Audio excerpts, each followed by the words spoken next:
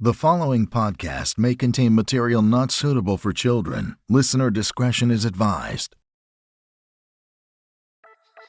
Hey there, Going There fans. We're in 2026, which is a pivotal year in politics, both federally and locally, for many of you across the country, especially in Ohio. So we recently had on more politicians and more people running for seats than we ever had in the past.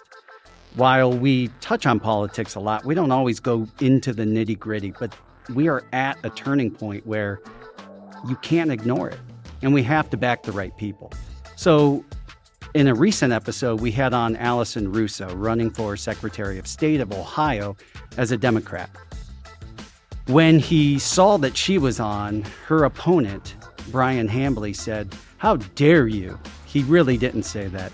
He said, "I want to be on your show too." And so we sat down, had some coffee, and talked about how we could make a show happen before the primary election, which at the time of this recording is less than 2 weeks away. So we are going to talk to the Democratic opponent for the primary, who could very well end up being Ohio's next Secretary of State. Trigger warning. Ready yourself, because now we're going there. Taboo topics are back on the table. Well, thanks for tuning in. And with no further ado, the man himself who called me out, Mr. Bryan Hambley. Thanks for joining us. Thanks for having me. I so appreciate it. All right, tell our audience who you are. My name is Bryan Hambley. I'm a leukemia doctor in Cincinnati, and I'm a candidate for Secretary of State. What is your top all-time medical TV show or movie? Scrubs. Scrubs is absolutely the most realistic, and I watched it during intern year at Case Western when my wife and I were living in Cleveland. Love it. Wow. Yeah. I was expecting ER, not Grey's Anatomy, to be honest. But most people don't even know that Grey's Anatomy is not just a TV show. Like, I don't think they realize what that's an allusion to. But I was expecting so many other things. Amazing. Do you like the new season of Scrubs? I have not watched the new season of Scrubs. When it was initially out, I thought the first 6 seasons or so was a masterpiece. Yeah. Then they hung on for a couple. That was that Seinfeld thing where he's like, I don't want it. I want to end it before we, go over the hill. And they did not. Yeah. And then they brought it back and it worked even less. And but I only watched one episode. It still had the same charm. Uh-huh. And I don't know. I won't give it a thumbs up or down. Do they have the same characters? They do. Oh, they do. Now, of course, some of them, like the chief medical. He has passed away since. And I don't know if Dr. Cox is going to be in the full series because he kind of seems to bow out, but I don't want to give anything away if you haven't watched it. Yeah. So what is your origin story? I grew up on a small family farm in southern Indiana. My mother was the head of the board of the Boys and Girls Club in our small rural county. My father was on the school board. And then they were both farmers. We would do farmers markets in Louisville. And it was a family where we were very tight-knit. My 2 brothers and I and parents worked on the farm, and we were very dedicated to social justice issues. So every 2 years growing up, we'd be volunteering for some issue, some campaign, and that was just how we grew up. I don't want to say it's rare in that area, but you guys were probably seen as the blue sheep then? Yeah, so and I'm only assuming that you were blue because social issues span.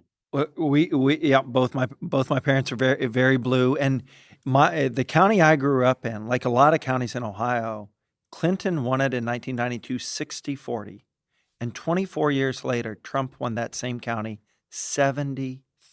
Yeah, and so we've got a lot of counties in Ohio like that, a 50-point swing, and I think a lot of us, our heads still spinning. What in the world happened? What happened with Obama?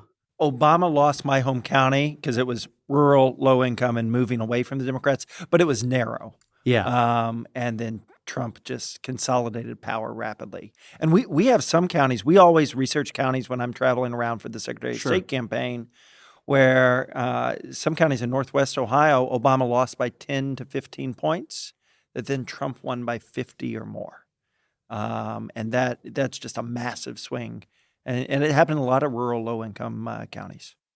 At least the implication there in Ohio might be that people were looking for change. And so that Obama margin was narrow because a lot more people who probably wouldn't have normally voted for a Democrat voted for him because it was about change. And I think a lot of those people saw Trump as like, well, he's an outsider, like this could be change. Mm-hmm. That's what I have to chalk it up to, because the type of numbers just don't make a lot of sense. Mm-hmm. Or it's because he was running against a woman in both elections. And there's part of me that thinks this country is still misogynistic when it comes to leadership. But that's just my opinion. Yeah. One other, thing that I've noticed is a lot of the rural counties that I'll go to, the last time a campaign seriously organized in a long-term fashion there was the Obama campaigns in 08 and 12. I went to Hardin County, a rural, more Republican county. And after we finished a meet and greet with the local Democrats, we walked out of the Democratic headquarters and they wanted to show me something on their town square. And they walked halfway down the block and they pointed at a building. There was some storefront now, but they said, that's where Obama had his headquarters in Hardin County in 2008. And it had been 15 years, 17 years, but they still remembered where it was. And they said it in a way where they were very proud. Right. And Obama doesn't win Hardin County, but he loses it by a lot less. So I think some of the credit goes to the grassroots organizers across our state who I think haven't been mobilized, motivated, whatever it is, for a very long time. And you and I get a very interesting peek into the other side, because if you and I showed up at a Trump rally, no one would even raise an eyebrow, right? Like, we look like we fit in. I'll tell you a story. One of my best friends, Nate Stahauer, and I, in 2016, we were chief residents at Case Western in Cleveland. And it was right after Trump had come out with some of his anti-Muslim sentiment. And we decided that when he came to Cleveland for the Ohio primary, that we couldn't just, watch this happen. And so we had a group of residents and nurses who protested outside, but my friend Nate and I went inside, and we actually interrupted the rally.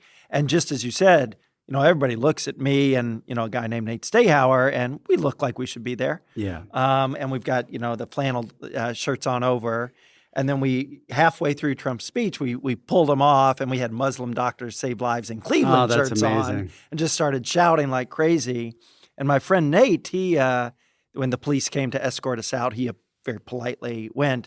And I thought, well, this is my one moment. And so I go to the cameras and flash a peace sign. And so my one moment of fame was the Cleveland Plain Dealer caught that moment on camera, and I got to be on the front page of the Plain Dealer. That's amazing. I had no idea about that. Yeah, and nobody batted an eye until we took our flannel shirts off. Oh, yeah. You and I, if we're alone with another person, and again, I do not by any means think all the people who have supported Trump, or especially classic conservatives, are racist and bad people by any means. I hate when people paint with too broad of a brush. However, you and I get cornered by somebody and they're like, what I'm and you're like, actually, I 100% disagree with that, but thank you. You and I get a peek into the darker part of the other side, and it's super sad. Yeah. It's super sad. But I love that we're both covert ninjas fighting the good fight. So I don't want to say this is a game, but we're gonna do a different thing today. Uh-huh. I'm gonna talk to you about a talking point, and you can talk about anything you want. And then I'm going to have you pick a card from that deck, which are just completely random. In fact, I haven't stacked them, but you can still shuffle them up or pull one from the middle. Mm-hmm. And the goal is, I want people to know who Bryan Hambley is as a human first. All right.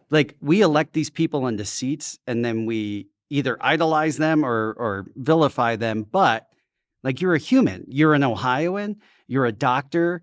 And you're a living, breathing person who isn't just, I want this seat of power. It is really, I want to help people with my skill set, with what I've learned over the years. Mm-hmm. And I think we sometimes put our politicians at arm's length a little too much, instead of saying oh, you're also our neighbor and our community member. Yeah.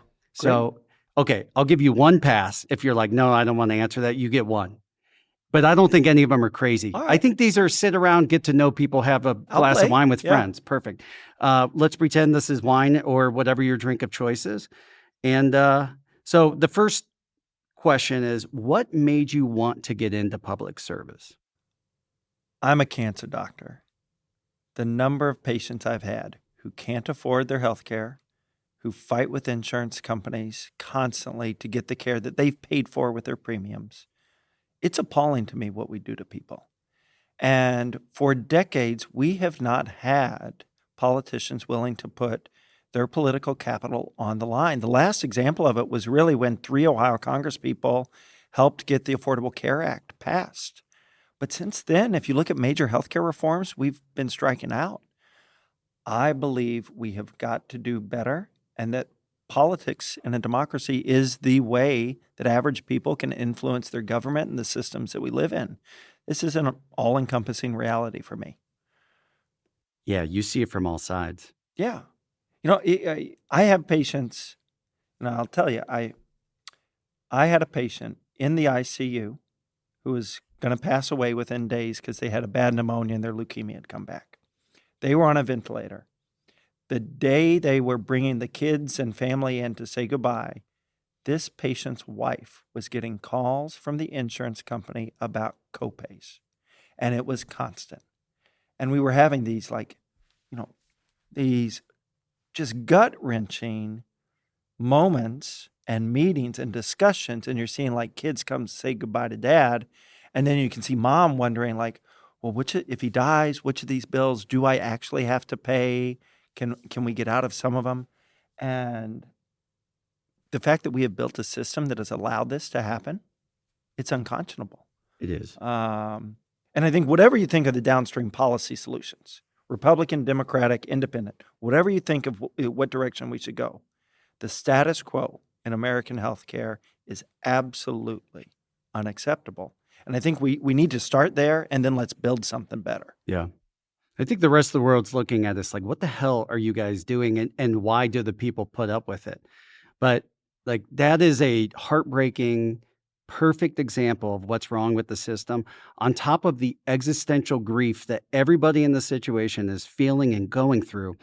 Now we still have to worry about not how do we get past this from an emotional sense, but are we going to be bankrupt or have to sell our home or something else because this person just needed treatment and they're still dying? That's insane to me. Yeah. I was at a leukemia conference 2 or 3 years ago, and a German leukemia doctor and I were talking about the differences in the healthcare systems. And I described how in America you'd have a deductible, a copay. After diagnosis, we'd come up with a treatment plan. We'd submit it to insurance. Insurance might deny it, might approve it. They give you the McDonald's scratch off. You might get $5 off your treatment for that week. Right, that's about... And I got to the end of this description of what the initial leukemia story would be like for an American patient in our system. And I'll never forget, he turned to me and in this German accented English, he said, "Why would you do it like that?" And whenever I think of our healthcare system, I just think of his voice. Why would you do it like that? Yeah. We could spend 12 episodes just talking about that and still never even get to like the root of it. So greed, it's all greed. Yeah. But that's why it's great to have people who get into those seats who actually understand and have a heart and are empathetic. I mean, that's the missing part sometimes too. They understand. They're happy with it. All right. Are you ready? Pick a card. All right. I'll go top.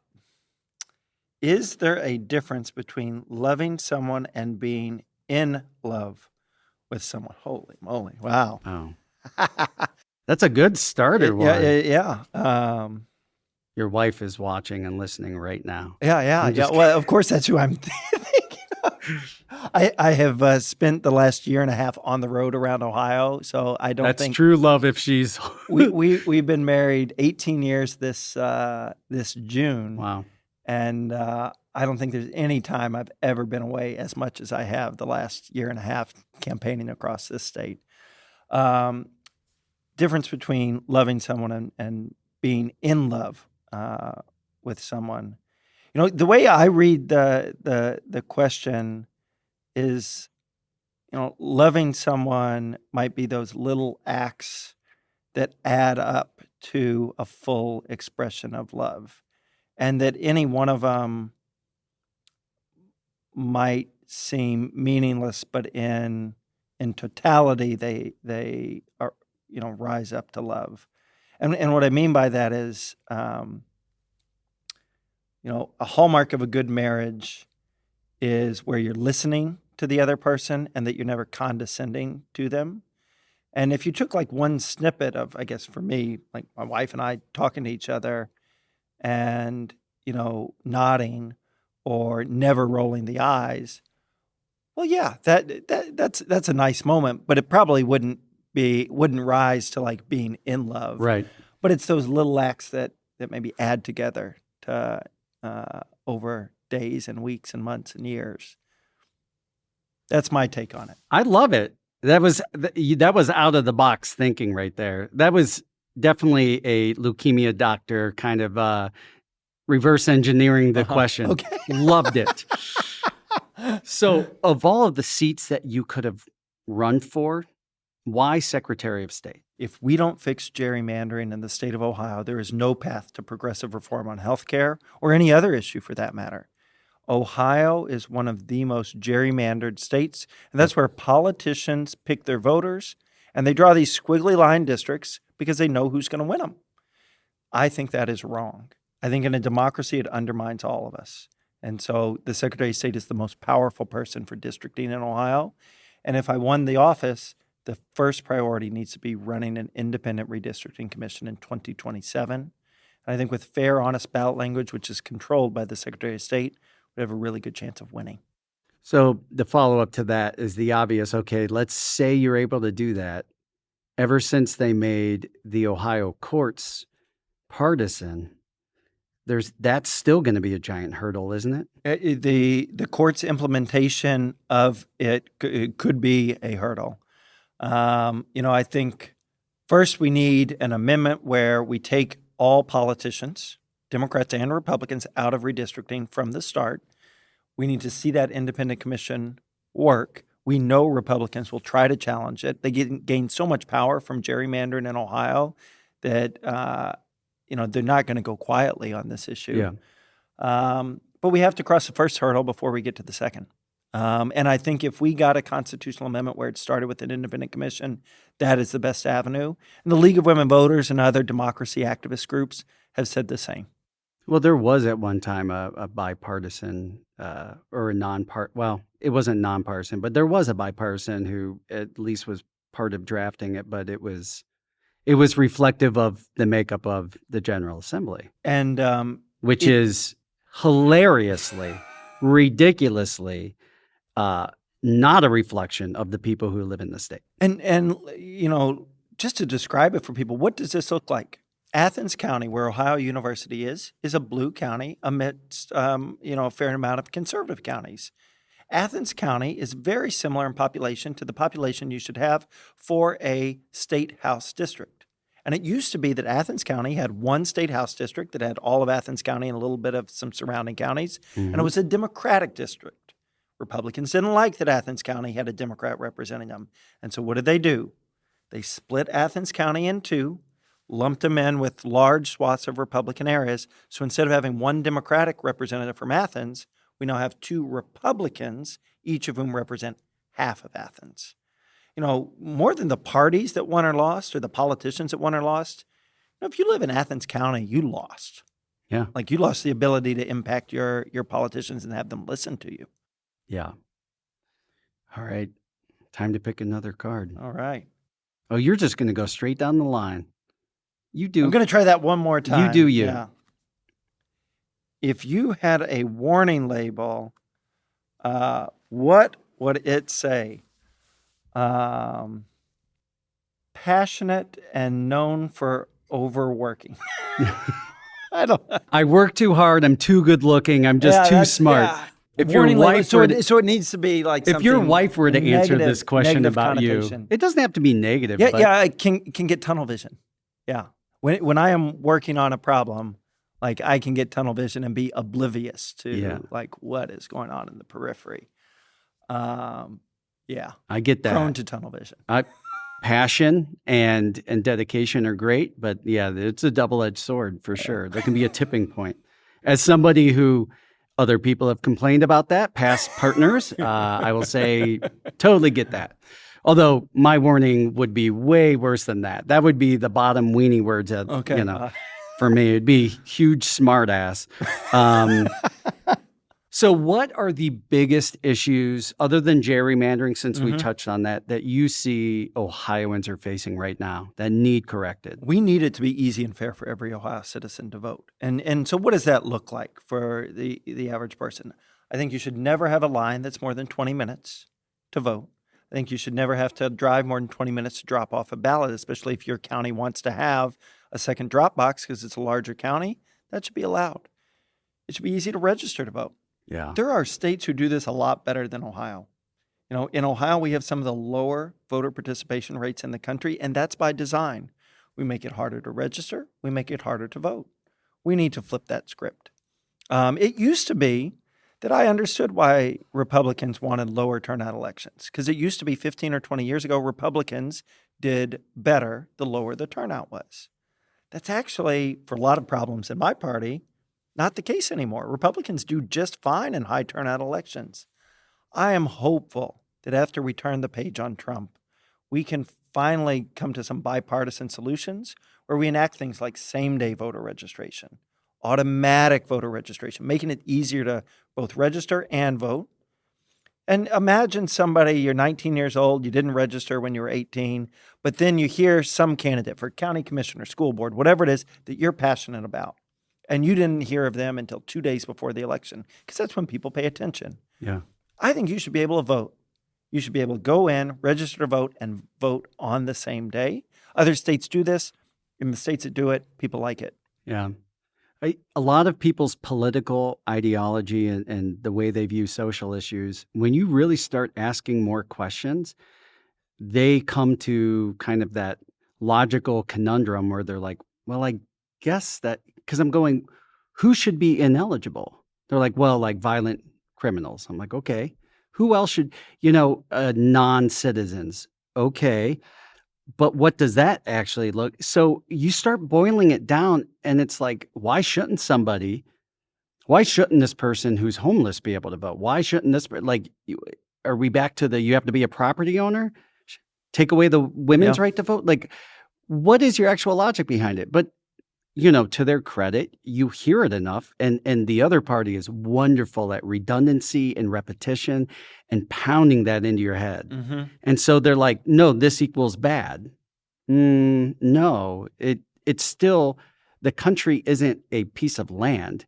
It is a group of people, and the people's will needs to be what gets enacted. Yep. And we've lost that notion in so many ways. Absolutely the case. Yeah.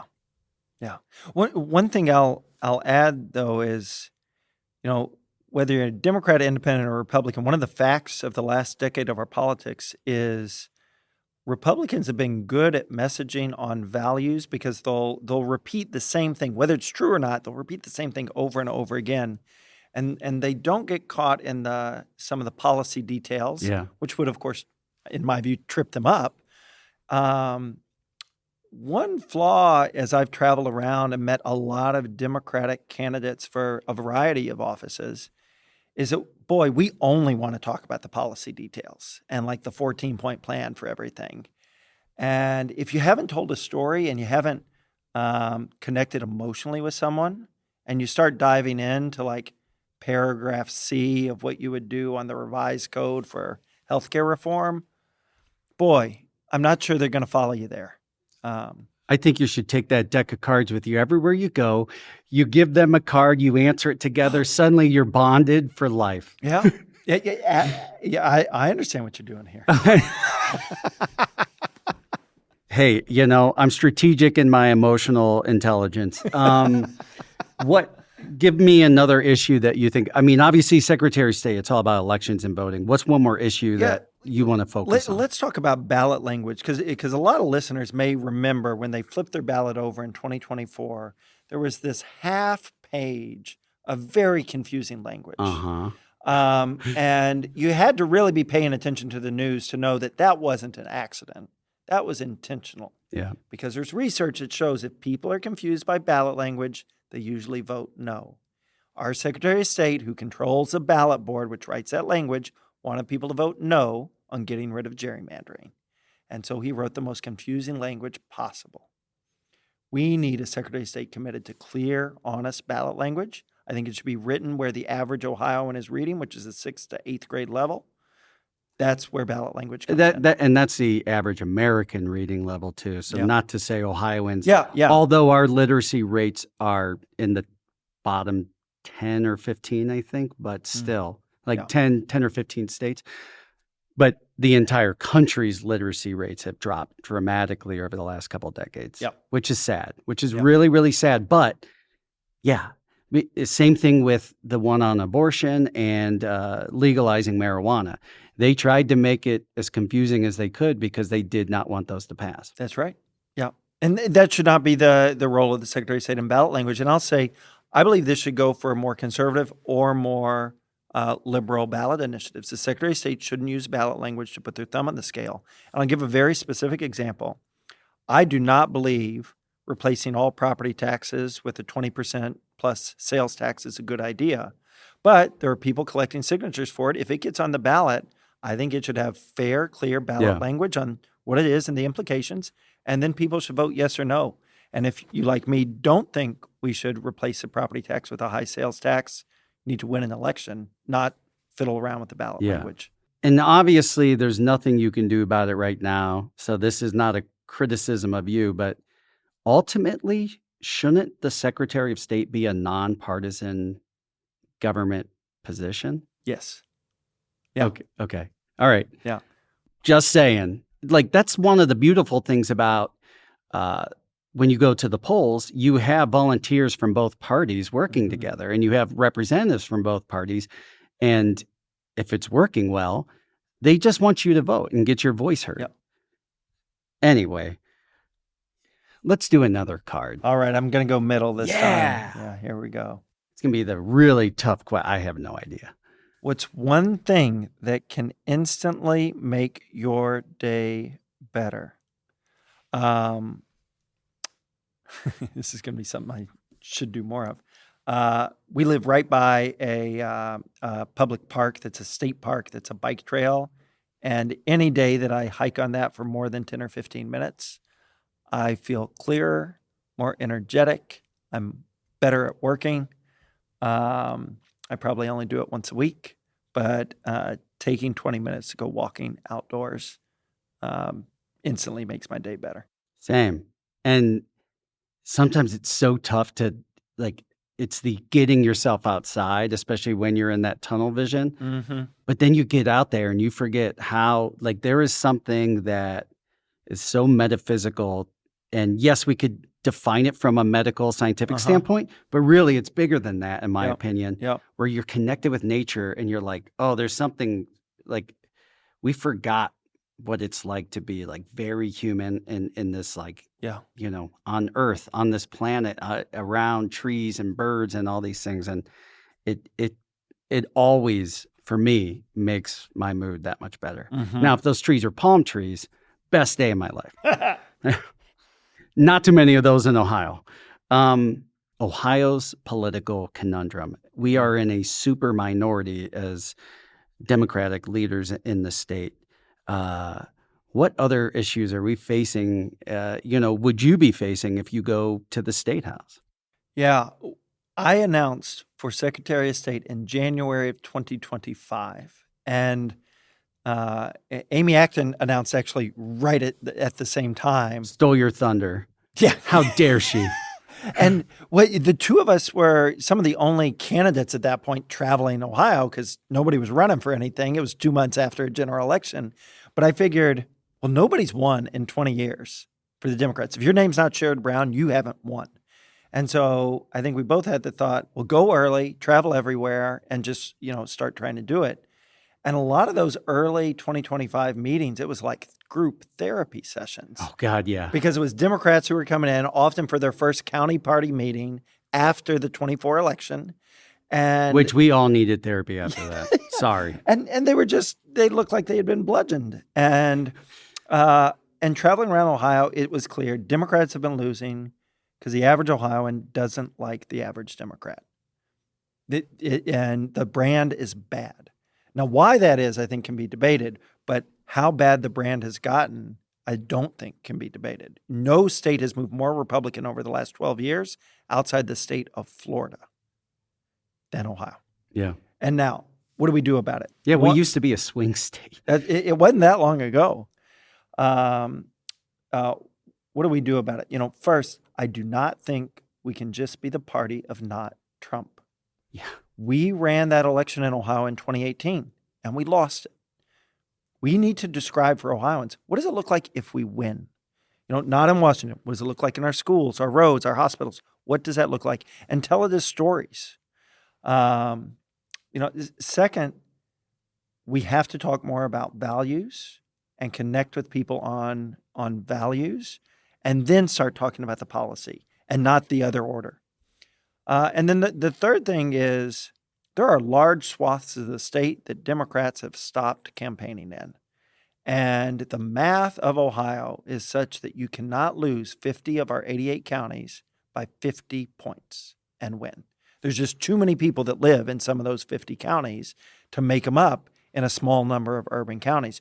We have got to be more competitive across the state. And I think if you travel places, you also hear stories and you internalize what people care about a lot better than if you spend all your time in small Democratic enclaves. Yeah. I mean, I spend a lot of time in Democratic house parties and heavily Democratic areas, but adding in the other areas, I think, is essential for statewide candidates. Yeah. That's my take on it. No, I think you're exactly right. And obviously, like the most visual of that has been happening with Amy Acton's campaign, and she is going everywhere. And the thing is, there are people who are probably as red as can be who still support her because of that. Yep. Because it's like, this isn't about party. In multiple polls now, she gets more than 10% of Trump 2024 voters. That's huge. Who plan to vote for her in the fall of 2026. Yeah. And if she lands that, she's going to be the next governor of Ohio. Yeah. Well, sir, you want to pick another card? Mm-hmm. I hope we get something spicy here. You still get a pass, though. Do you believe everyone has a soulmate? Oh, wow. Yeah. This question came up recently in a group conversation with my friends. Huh.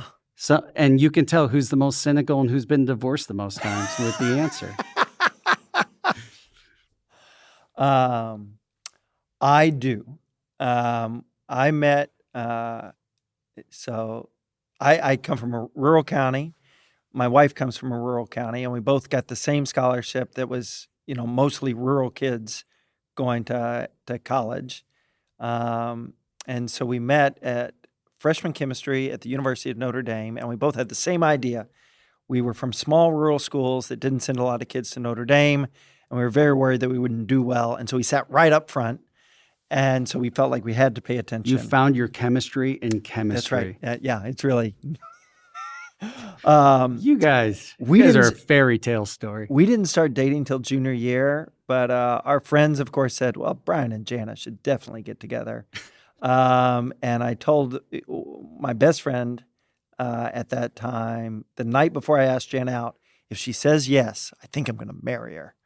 And that's exactly what happened. So yes, I believe everyone has a soulmate. Yeah.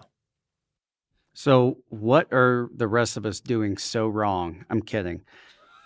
Just got to take that chemistry class. Okay, so I would say the only thing that I've heard in criticism of you at this point in the campaign was just, is he qualified, the lack of experience in the public arena in that sense. What do you say to that? Yeah. If what you want in any public servant is whoever's been in political office the very longest, you're going to have a long line of Republicans to choose from.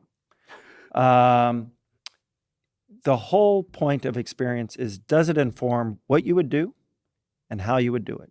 My experience, I joined the University of Cincinnati, the public hospital, as a leukemia and bone marrow transplant doctor in 2020. And when I joined, I was the only bone marrow transplant doctor for adults at the University of Cincinnati, and we were the worst program in the nation. And a consultant had come and written a report saying that we should just shut the program down. It was that bad.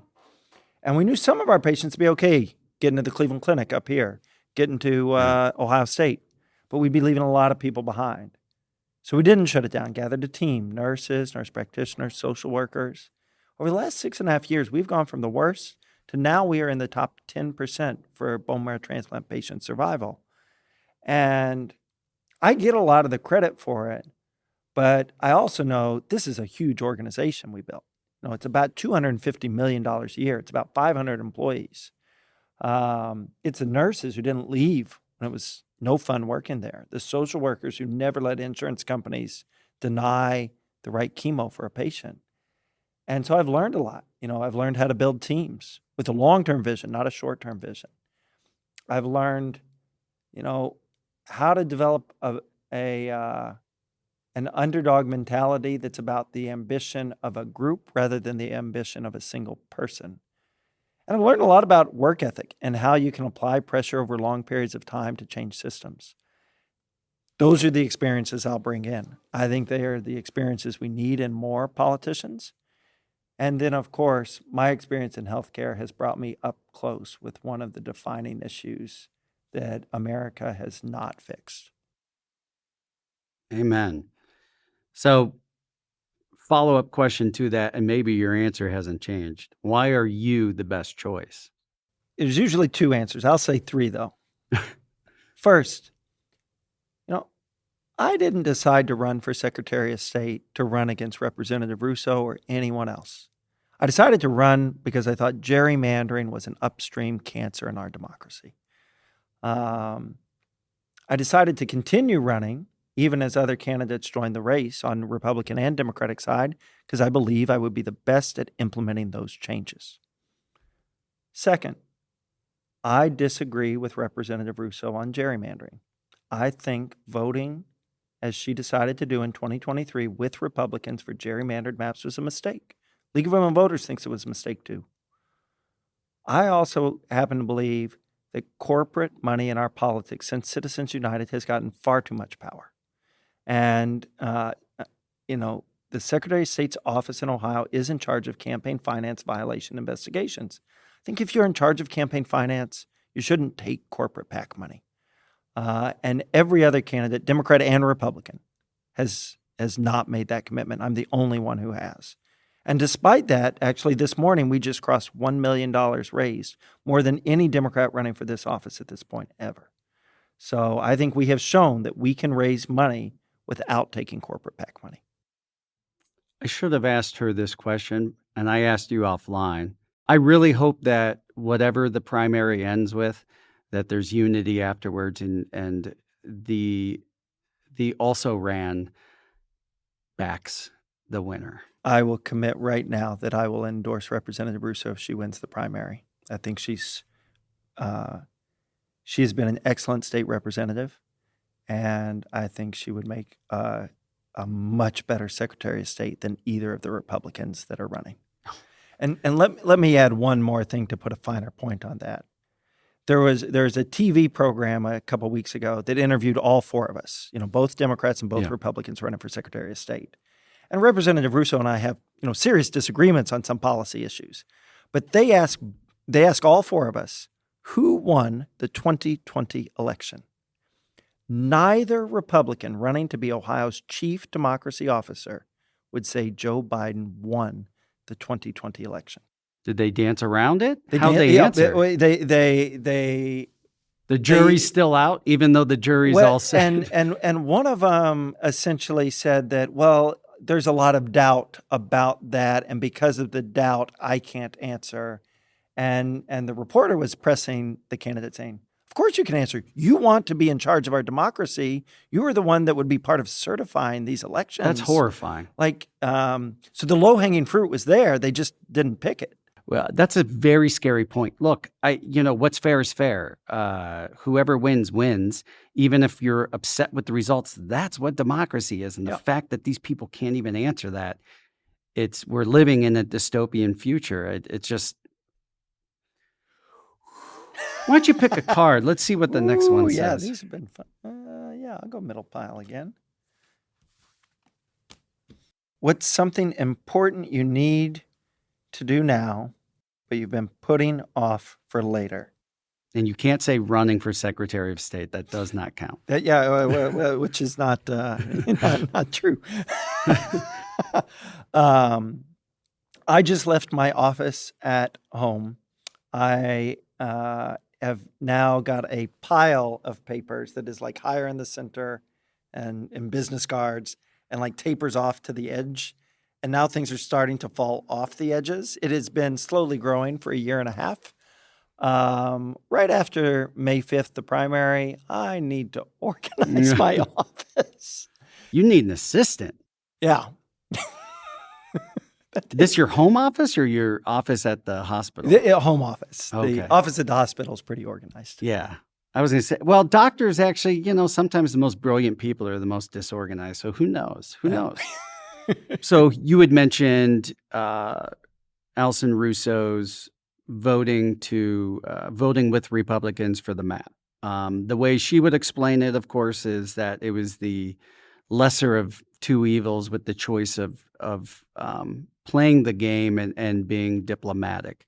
I think a big concern that people have is you have somebody who will die on the Hill and nothing will get accomplished, or you have people who roll over and nothing good gets accomplished. How do you see yourself managing being able to juggle those balls, keep them in the air, and still make progress? Yeah. I'd say it is clear the current strategy isn't working for Democrats in Ohio. The idea of eating the scraps off the Republicans' table and hoping that that's better than some, nightmare scenario. It's not inspiring to anybody to get out to vote. It leaves a lot of communities behind.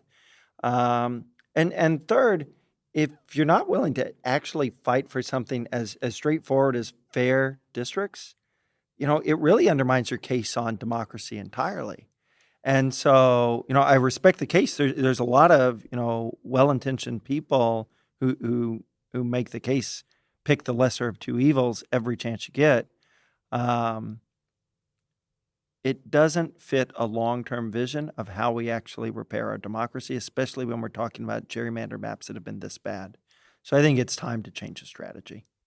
So do you have ideas of what you will do if it comes to a point where you have to draw that line in the sand, knowing that even very good case scenario, you're in a minority still, right? Like, do you have strategies for how to do that diplomatically that are effective? The number one thing that the Secretary of State should do is we need an independent commission to be run as a constitutional amendment in 2027. That can be done with citizens collecting signatures without the legislature signing off on it at all. That is the essential component, because there is a very low chance Democrats would control either the state House or the state Senate because of gerrymandering. So if Amy Acton becomes our next governor, we've got to fix gerrymandering so she actually has some time to govern and get things through. Because Republicans have shown a willingness to vote no anytime it's a Democratic idea. Yeah. I think it is our only avenue to progress in Ohio. So that direct democracy, is there a chance that we could lose that altogether at some point? Well, Republicans have tried, and they've tried to make it harder to pass a ballot initiative. They tried to make it harder to get it on the ballot to begin with. They've tried to split the issues into multiple issues so that you have to collect one more signature, one more form. So yes, they are already trying, because once you gerrymander a state, the last thing you want is citizens being able to vote on something themselves. But is it constitutional? And of course, that's a laughable question when you think about some of the things we're talking about. Our current maps are unconstitutional. Yeah. And I was talking with Jennifer Brunner, is the last Democrat on the Supreme Court of Ohio. She is articulate about this when she speaks at public events. The current maps are absolutely unconstitutional by any reading of the law. The reason that we haven't banned them is that we've had Republican Supreme Court justices who have not been willing to uphold the Ohio Constitution, unfortunately, and we've allowed politicians to continue to hold the pen when it comes to drawing districts. And it's also ridiculous that we have a partisan court in Yeah. Ohio. That should never be it shouldn't be the case regardless anywhere, but especially at the state level like that. That is the gateway to everything that flows up and down, and it's just, again, it's dystopian future. It's like Escape from New York. Um, let's pick another card. Yeah. Let's hope this one's a little bit. All right. Would you adopt a child? My wife and I, yes, is the short answer. My wife and I had talked about it at one point. We were fortunate, and in our mid to late 30s, we were able to have 2 children, and 2 felt like the right number for us. So we didn't end up adopting a child, but yes, when we started thinking about it, we were yes. Yeah, I feel like that has become so common these days because there's so many issues that people have with pregnancy. When you have a healthcare system that isn't exactly built to help people out and have babies in the first place and then raise them, Yeah. I think a lot of people are like, well, this one's here, Yeah. needs a home. That's a win-win, right? Yep. And I should say, my brother, I have a lot of respect for, has fostered kids. And when we have interacted with the children that he and his wife have fostered, it's a lot of work.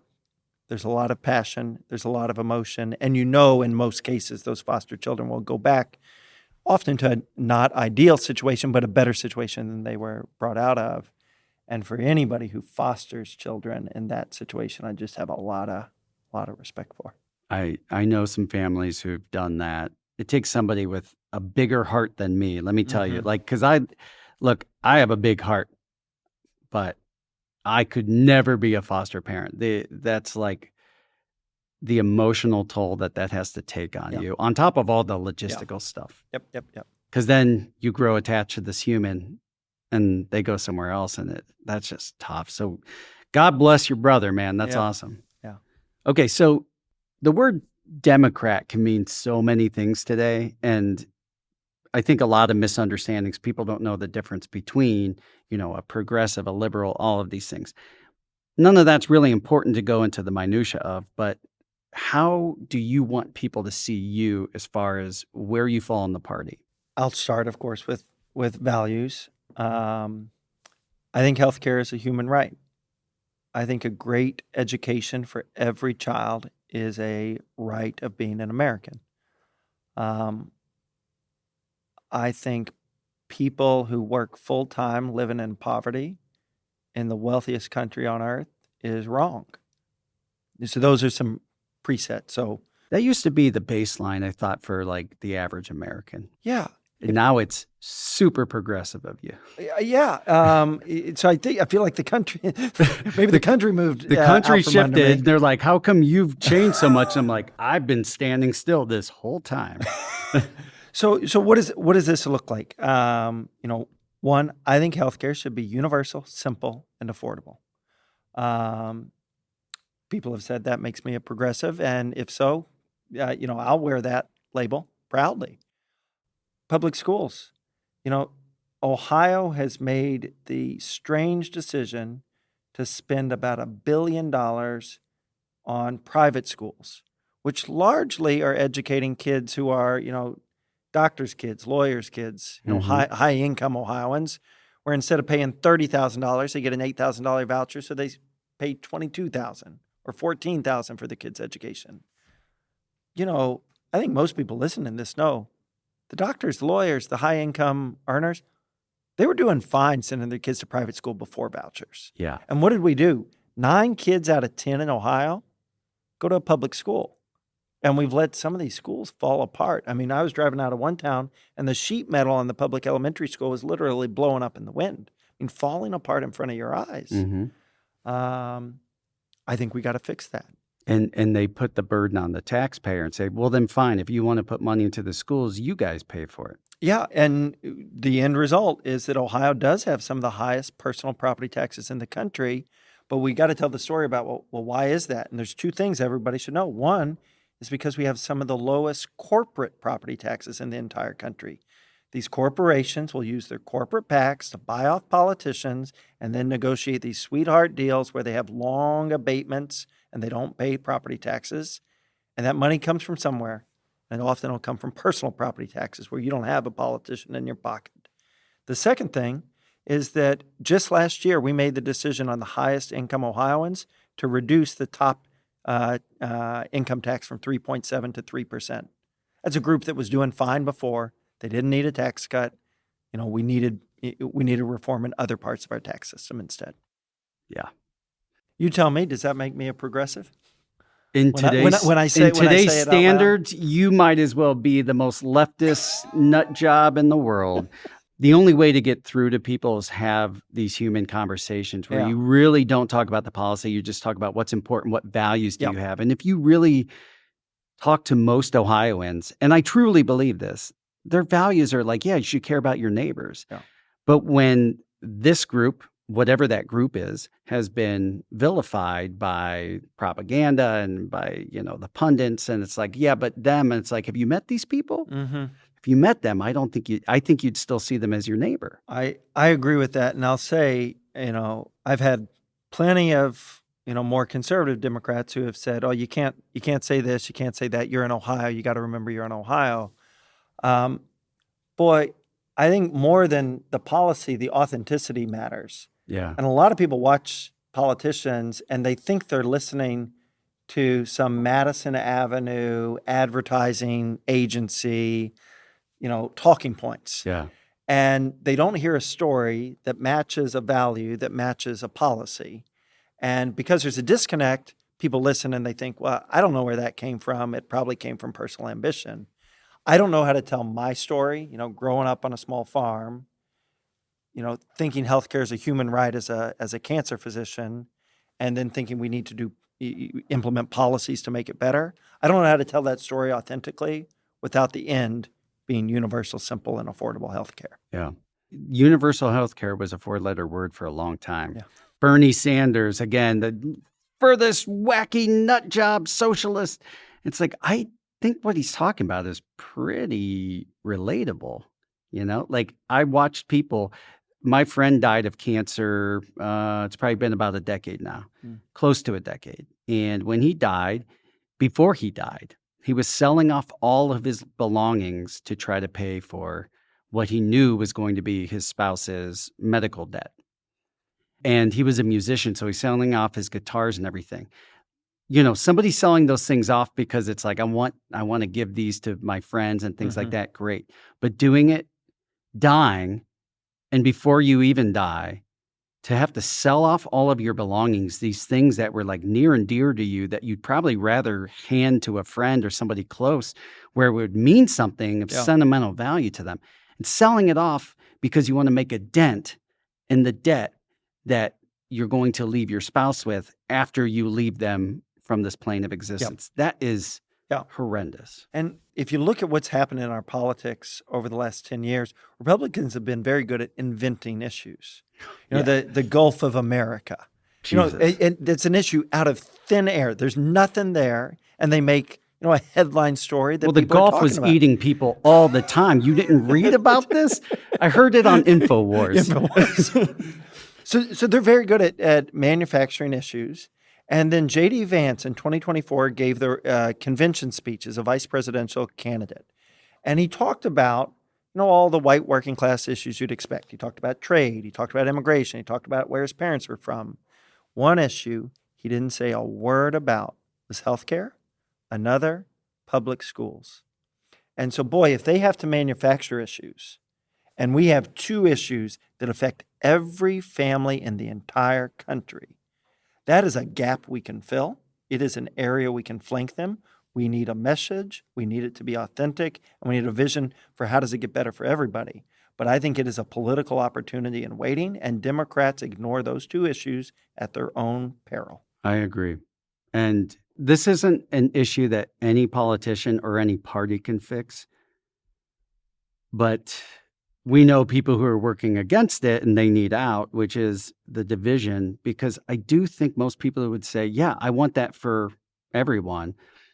but it's because the others, the scary boogeyman, the others, that's what's stopping it. It's, yeah, I might be shooting myself in the foot, but I'm not going to give this other group access to these things. What that is the most un-American thinking that you could possibly have. I cannot wrap my head around, like when Biden was trying to cancel student loan debt. People around me were like, Matt, you paid out of pocket and paid off all of your student loans. Do you really want other people doing it for free? I'm like, yeah. How is that a negative on me? Yeah. It's like, oh no, I'm mad at them because they got something I didn't. Like there's a reason they need relief and my generation didn't. Yeah. They're they're not buying houses. They are not buying new cars. They are living moment to moment and seeing jobs as like these things they do on the side because they realize time's more important. God bless them. They're right. What kind of zero-sum thing is like, well, if these people are getting free stuff, then I'm not and I lose. Yeah. That division's got to go away. Yeah. I love Steinbeck. He's one of my favorite writers. He wrote a lot of good ones, but Cannery Row is one. It talks about loneliness a lot. And boy, reading it with the current loneliness crisis in the United States, it's a really, it's a phenomenal read because he's writing it 80 years ago and describing a lot of the emotional things that Americans, I think, are going through right now. Yeah, you're right. We don't talk about that enough. I do on the show a lot. It's the isolation. It's what COVID, the pandemic exacerbated in our society. Social media just set ablaze. We are isolated and we're sad and we're depressed and we're lonely. And some people are being introspective and going, maybe I can fix me. And other people are going, maybe my problem is somebody else. And there's way too much of that going on. And that is not a partisan thing. That is both sides, people who vote blue and red and everything in between. There's just this isolation that is, as humans, we're not meant to be in silo.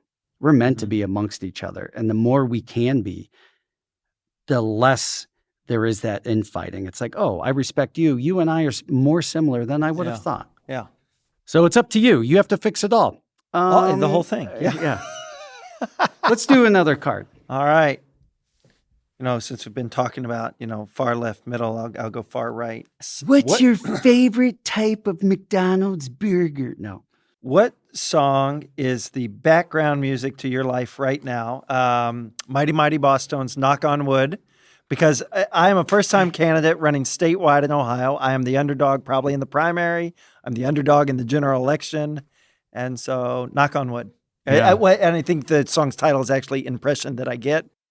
But yeah. Look, you and I are of the same generation. That used to blast in the speakers of my Honda Civic back in high school. So believe me, I remember that song. Did you have the woofers that would God, really no, I was poor. But I loved, when ska made its comeback in the 90s with Real Big Fish and Mighty Mighty Bosstones and what was the other, the Zoot Suit Ride Guys. Like all that. That was all that ska era. Yeah. That's a good song. I still like it. It holds up. Our current secretary, Frank LaRose, how would you grade his performance as Secretary of State? D. Oh, wow. That's being actually generous. Well, you got you got to leave room for worsening. Okay. So let me say one thing. There are things I would change about the business services side of the Secretary of State. But when I ask small business owners, overall, how does it work? Mostly works pretty well.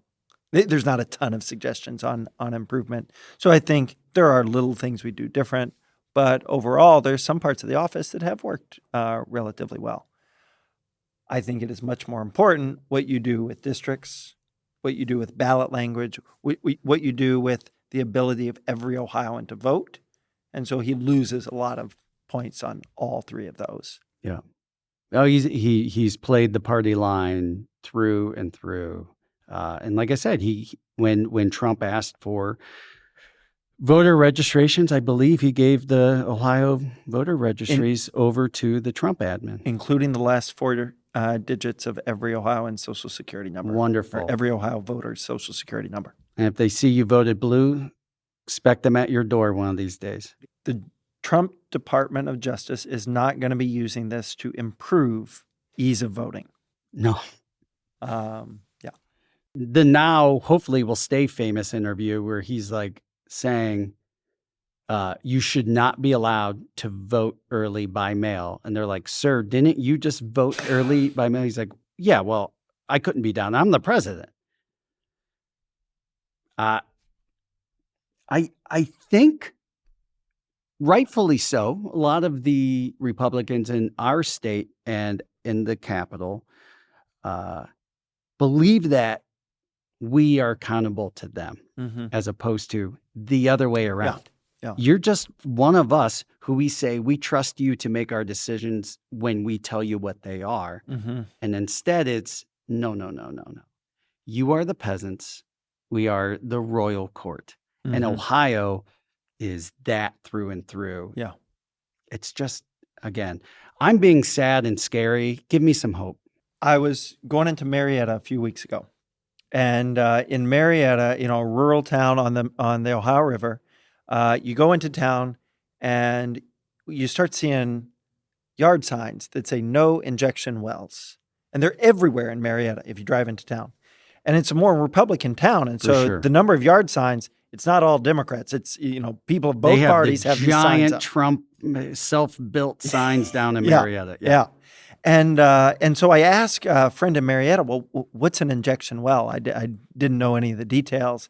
And it's where the fracking wastewater that's this highly polluted water can get re-injected into these wells at very high pressures. You got to dispose of the wastewater some way, but the problem with the pressures is it can actually get into the groundwater. And that's exactly what's happened in and around Marietta, is that with these injection wells, the groundwater is now polluted. The owner of the biggest injection well operator in the Marietta area is the state senator, I'm not making this up, named Chavez, Senator Chavez, who's a Republican from Washington County. The Republican head of council in Marietta spoke out against this and said that there should not be injection wells around Marietta. Went out on a limb, and she, when she was up for re-election last year, she was not allowed to watch her own election results from the Republican Party headquarters in Marietta, and so she watched them from the Democratic Party headquarters. This is a Republican head of council in Marietta. I'm hopeful because there are people that are like that. There are people who I think are willing to go on a limb for what they see as right for their community. I think we need to organize better. I think we need to campaign better. But I absolutely think if we pull on the better angels of the Ohio people, we can win an election in 26. And that gives me a lot of hope. And we're seeing people cross the aisle, people who you would never imagine in a million years, but they're like, look, I'm not a Democrat, but I agree with them on this. And if we can't come together, you're not seeing it go the other way around. So you're right. There is a lot of hope, both locally and federally. We're going to do one more card, one more question, and wrap up. Straight up the middle. If you could change any law, what would it be? I would love us to have a national popular vote that decided the presidency rather than an electoral college. And that would require changing the Constitution. But I took the card to give me a broad swath of what I could change. I mean, that's the most political thing that it could have been. It still fits in with everything we're talking about, so it's perfect. Yeah. Wouldn't that be something if the people elected the president? That's wild. You pinko commie. Okay. So why is it so important that you are the candidate who refuses to take any corporate PAC money? Corporate PACs are sophisticated players. They do not give money because they feel good about somebody. They give money because they want something. I believe we shouldn't have any corporate PAC money in our politics, but a first step needs to be if you're in charge of campaign finance, you shouldn't take it. I've been told that it's just how the game is played. It's the only way you can raise enough money. I think we have shown in our campaign through more than $1 million of grassroots fundraising, You don't have to play by those rules. It's a lot of work, but it can be done. And it allows you the independence to really be a voice for all Ohioans. That's why I think it's important. And what happens when the people who do take it, their comeback is usually something to the effect of, but a lot of those corporate PACs are a few dollars from this guy and this guy and this guy and this guy. Like, it's not actually. Well, most of these companies are controlled by a handful of extraordinarily wealthy people who are directing that money. And they are directing it above what they could donate in and of themselves. And they're directing it with levers to push. They'll donate to Republicans and Democrats because they want to be able to push the levers no matter who wins. That's what's wrong about it. We need to have a democracy where citizens are the driving force of what our politicians do, and where government is where we do together the things that we can't do alone. And I think corporate PAC money is, that's a barrier to that. Would you have died on that hill if you weren't able to raise $1 million outside of it? Yeah. Well, I mean, it's easy to say yes to that because there's no risk in it, but so I know that's we said early on that we wouldn't take any, and you would have looked like a real fool had you suddenly walked that back. And what I hope I meet with a lot of state house, congressional, state Senate candidates as I'm going around, and we talk about this issue. And what I hope they're seeing is that, we've done 365 events, almost all of them house parties, probably 300 house parties. And it's a lot of work. But if at each house party, 30 people come and 5 of them donate 50 or $100, it starts to add up. But so if you have the work ethic, I hope that state house, Senate, congressional candidates are seeing that, yes, you can do it. And boy, I don't have to run our team's policies by anybody. There's no calls that we need to make. And we have that freedom to decide what we think is right whenever we're going to talk about an issue.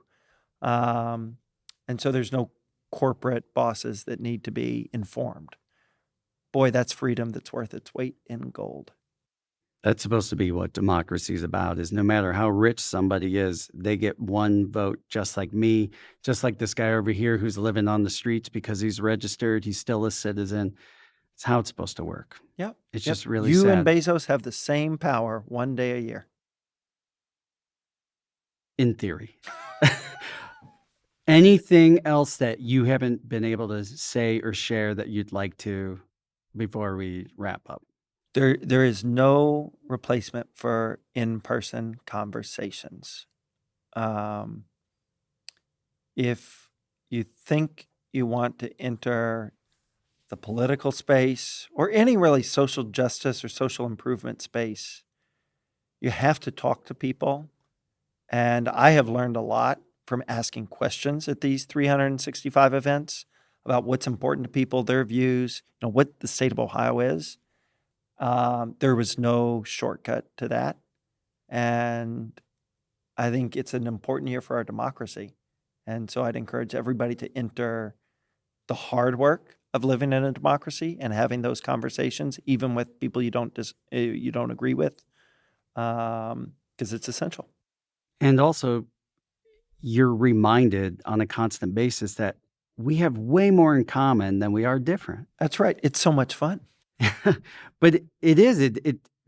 Humanity is not meant to live in isolation. Yeah. And even it doesn't mean we all have to be. In fact, the fact that we're so varied and different is what makes it fun. Yeah. It really does. Yeah. Now, we all have our standards that I know I'm not going to hang out with you if you're saying racist things and all this, but like really, especially in Ohio, Ohioans are Ohioans through and through. I was just in Florida. Mm-hmm. I was walking down the street talking about Cleveland. Some lady turns around, "We're from Ohio. We're from Youngstown." Now, I could be wrong, but based on what they were telling me, I assume that we're not on the same party line, but they were nice people. They were kind. They went out of their way to say hi to me. And it was a great conversation. We've been so scared to put ourselves out there and be vulnerable, and it's what's missing. So thank you for saying that, because I actually agree 100%. Before I have you pick your last card, leaving it up to chance instead of being a democracy, where can people go to support you? May 5th is the Democratic primary. We think it'll be very close. HambleyForOhio.com to find out what we stand for. Get involved in any way you want. And for the people who are only listening and can't even read the title of the episode, how do you spell that? HambleyForOhio.com. OHIO. All right. Let's do it. One last card. I hope it's a good one. Have you ever experimented with psychedelic drugs? No. You can get your free pass. No, well, yeah, I mean, that one's a no. So I'll take another since that one was short. Actually, how about this? Instead, unless you really want that one. Shoot. What are your thoughts as a medical professional on people using some of the psychotropic drugs for PTSD treatment? The VA has tried to do some studies on this. I think the jury's out on whether it will work long-term medically. I do think that well-controlled clinical trials should be funded when some of the PTSD docs at the VA or other healthcare systems think it useful.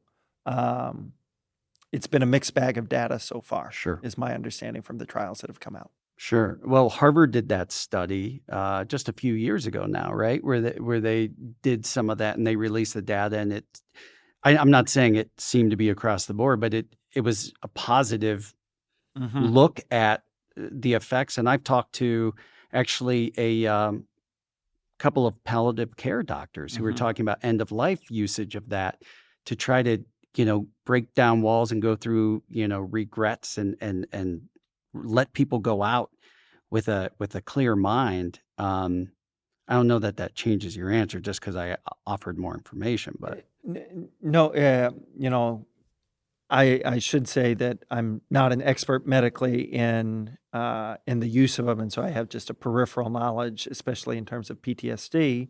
But I'm boarded also in critical care medicine. We'll often have cancer patients near the end of their life in the ICU. And one of the sedatives that didn't used to be used frequently for people on ventilators is now ketamine. And some of the toxicities of ketamine are lower than the toxicities of high dose benzos or narcotics. I'm getting really into the medical weeds with this. Pun intended.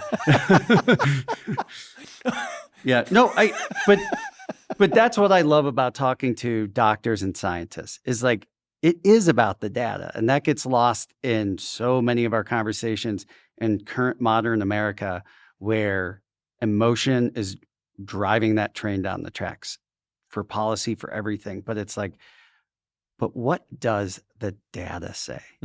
Like, I love that you didn't have a strong answer because the data has not proven strong yes or no. Anything else? No, this has just been great. I appreciate, listen, I very much appreciate you took time out, a man driving all around the state nonstop to sit down and have coffee with me one day for an hour. And I'm like, I'm a nobody. Thank you. And then you're like, I want to be on your show. And I said, well, of course, now I have to because you paid me $20 outside of the coffee shop. That's a joke. It's a joke, folks. And actually, you know what? Might as well just plug this thing. This is called, Like You, the card game, An End to Awkward Conversations. My co-producer got me this about a year ago. We busted it open one time, but I'm always having deep conversations. So none of this was anything crazy. But I was like, this is a perfect, let's get to know Bryan Hambley, the human. So thank you for being a good sport and playing along. Of course. That was fun. And thanks for being candid. Yeah. For a candidate. So listen, when this comes out, it's going to be like T-minus 6 days to the primary. And if you're listening to this afterwards, this will be a good look back and see what happened, not just for your campaign, but in Ohio politics. Yeah. I pray that we look back at this and go, oh my God, do you remember when the state was that lopsided? Oh my God, do you remember when voting was still like up in the air if it was going to be fair or not? Let's dream about that, right?